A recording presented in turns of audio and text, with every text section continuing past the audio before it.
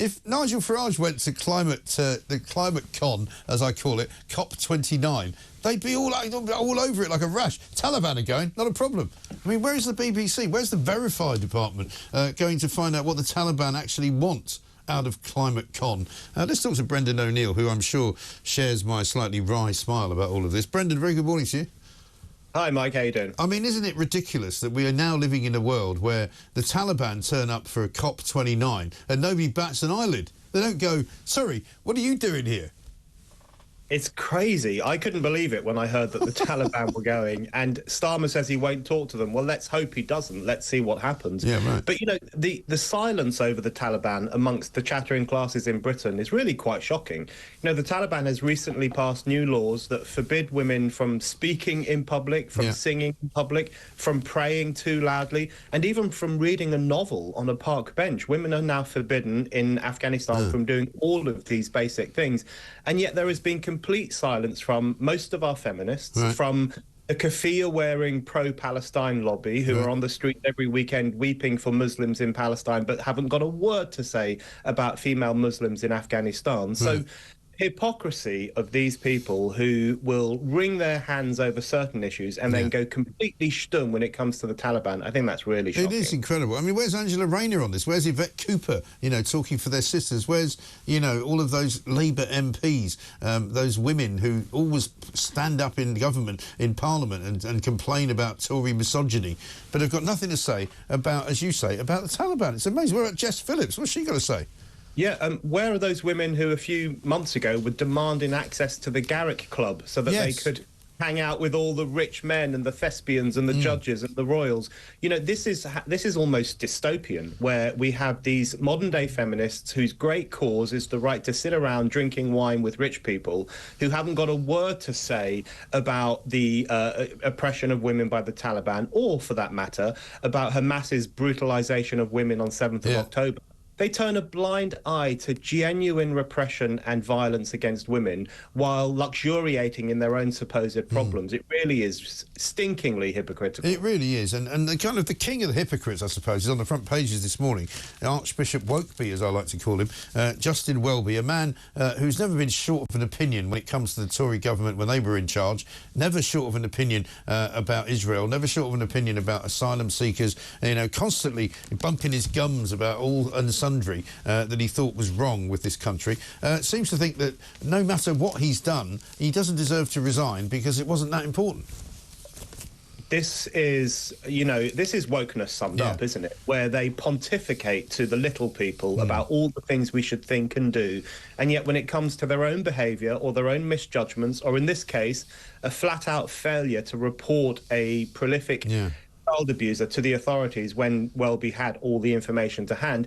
When it comes to their own behaviour, it's a different standard. It's a different game. They can pretty much do what they want. You know, Welby is the kind of person who told us to take the knee, who said Black Lives Matter, who follows every woke edict. And yet when it comes to these kids, I want to know, did their dignity matter? Did their safety matter? And it seems, given what we know about Welby's failures on this case, it seems maybe they didn't matter as much as they ought to have. So again, we really do see the double standards and the preening and the smugness of wokeness, where they point the finger at the rest of us, but then cover their backs when the finger points at them. Yeah, and even with the incredibly kind of important denouncement of his situation by Helen Ann Hartley, who's the Bishop of Newcastle and is thought to be the possible successor to being the Archbishop of Canterbury, he's still not going. And he gives this ludicrous kind of definition of self-aggrandizement by saying, you know, I've talked to my my advisors, my closest advisors, and they've advised me not to resign. Oh, really? Well, maybe you advised them to advise you that. Yeah, exactly. You know, they're not advising him in a vacuum. They know what he wants to do. They know he wants to cling to the throne. They know he wants to stay in Lambeth Palace. So they're giving them the advice he probably wants to hear. I'd be interested to see how the media responds to all of this, because you remember a few years ago there was a huge child abuse scandal in the Catholic Church, real serious problems in the Catholic Church, and the media did not stop talking about it. They went on about it every day of every week for months and months on end, and I want to see if they apply the same standard here. Or, because Welby is woke, certainly more woke than any pope who's ever ruled in Rome, will they be softer on him? Will they be forgive him? Will they give him an easy ride? I think we're about to find out how hypocritical the media is as well. Yes, I would expect Channel 4 and the BBC and Sky and others to be exactly that. But the papers are going for him. I mean, Daily Mail, The Times and The Telegraph have all got him as their main story on page one, saying pressure is building for him to go. And I actually do think, despite his best efforts, he will probably go. And I would say probably this side of Christmas. I think it's probably likely. The pressure, as you say, from the press in particular, especially from those newspapers that are still just about worth reading, except maybe the Times, which is becoming a bit boring. The pressure from those papers will have an impact. Because they are opinion-forming newspapers, and they will impact on how people see him and how they see whether his position is tenable or not. So I do think the pressure is going to mount. I do think he'll have to have a rethink, and at some point he probably will have to fall on his sword. Yeah, I think so too. Because look, if they can get Gary Lineker, which has finally happened, then I think they can get anybody.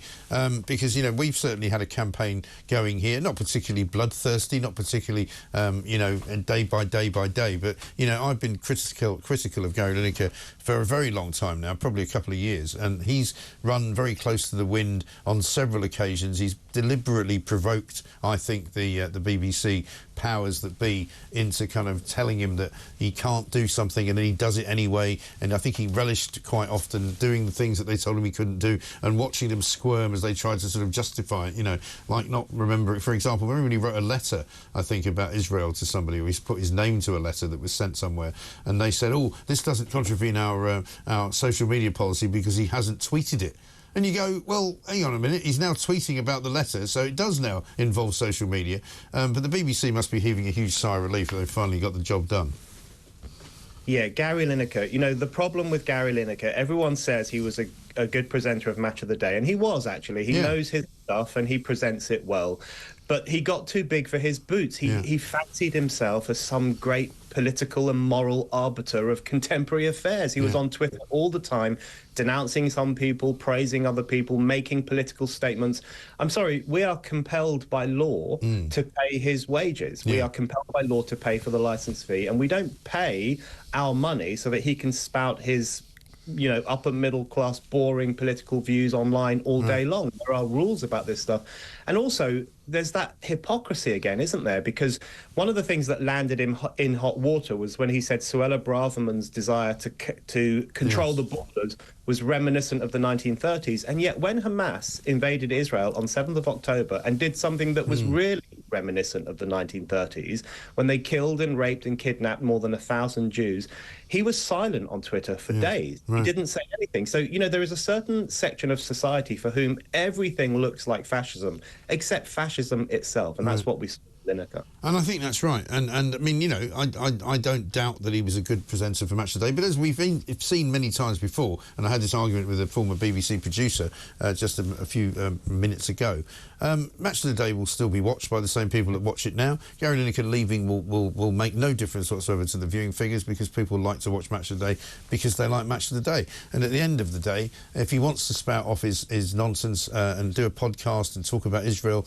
and talk about how ludicrous it was when he was supposedly the subject of racial abuse because he had dark skin when he was growing up in Leicester, let him do all of those things, but let him not do it on the public purse. Exactly, and he's making a nice packet with his podcast empire anyway. He'll be absolutely fine. You're completely right.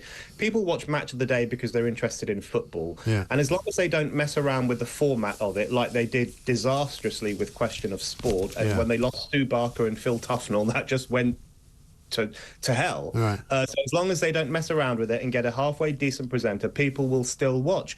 But the thing about Lineker and all his tweeting is that he became this iconic heroic figure amongst the depressed liberals of this country.